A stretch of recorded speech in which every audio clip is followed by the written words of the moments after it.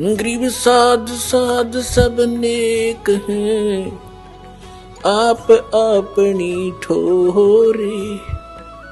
जो सतलोक ले जाएंगे वो साधु कोई और।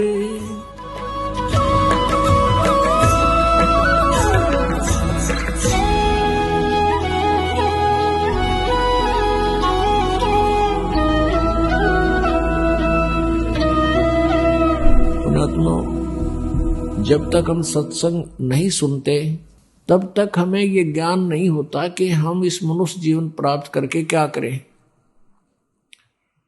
सत्संग में आने से प्राणी को ज्ञान होता है। महापुरुषों के साथ बीती हुई कथाएं आपको सुनाई जाती है, फिर आप भी उन महापुरुषों का आचरण करते हो जिन्होंने परमात्मा पाया, और फिर अपना जीवन सफल हो जाता है। तो हमने इस परमात्मा के लिए, अपने आत्म कल्याण के लिए समय भी निकालना पड़ेगा और 2 पैसे दान भी खर्च करने पड़ेंगे। कहते हैं देते को हर देत है, जहां तहां से आन, और ना दिया फिर मांगते फिर यो, परमात्मा सुने नी कान। अब जिन्होंने पिछले जन्मों में विधिवत साधना करके कोई पुण्य किया हुआ है, आज उनको परमात्मा ने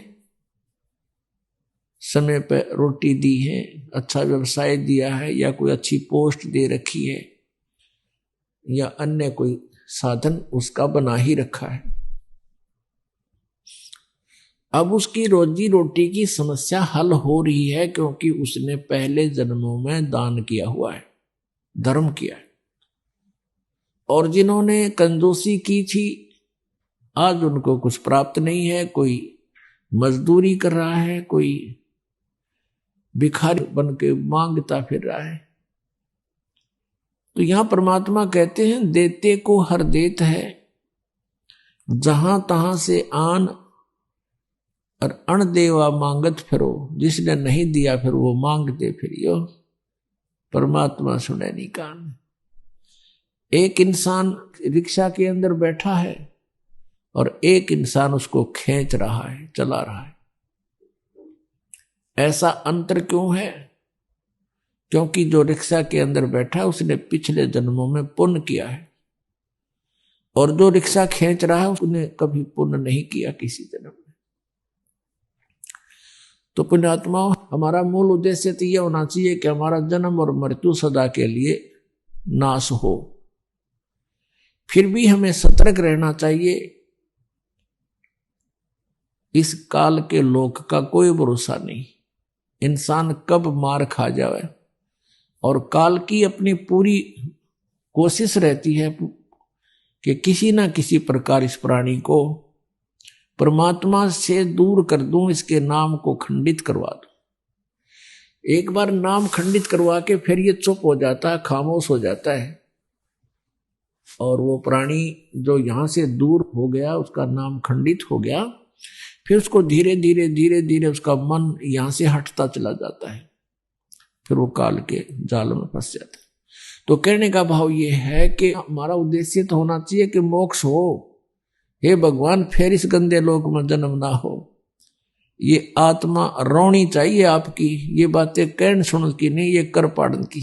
इसके लिए तत्व ज्ञान आधार बना के चलना पड़ेगा अपने।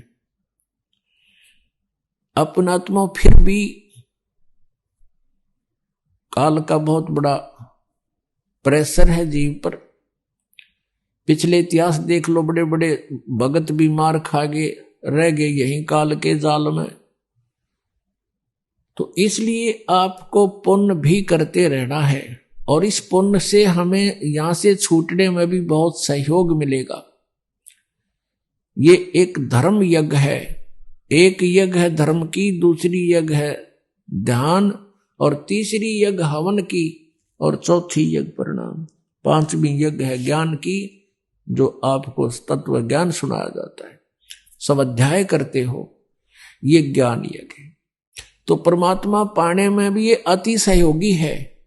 ये धर्म एक यज्ञ है धर्म की। जैसे आप यहां दान करते हो तो उसमें से भंडारे होते हैं। यहां सदा व्रत चल रहा परमेश्वर कबीर देव जी की तरफ से। पुण्यात्माओं, आप जी जो दान करते हो ये गॉड गिवन है, नहीं तो जीव एक चवन्नी दान नहीं कर सकता। ये आपके ना जाने कितनी समस्याओं का समाधान करता है।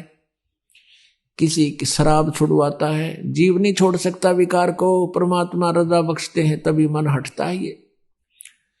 और आने वाली आपदाएं हैं, कोई मुकदमा होना है या कोई चोरी होनी है या कोई बीमार बच्चा होना है, परिवार का कोई सदस्य रोगी होना है, उसमें हजारों 10-20 हजार रुपये खर्च होने हो और उनको 100 रुपये की दवाई में ठीक कर देगा भगवान आपको।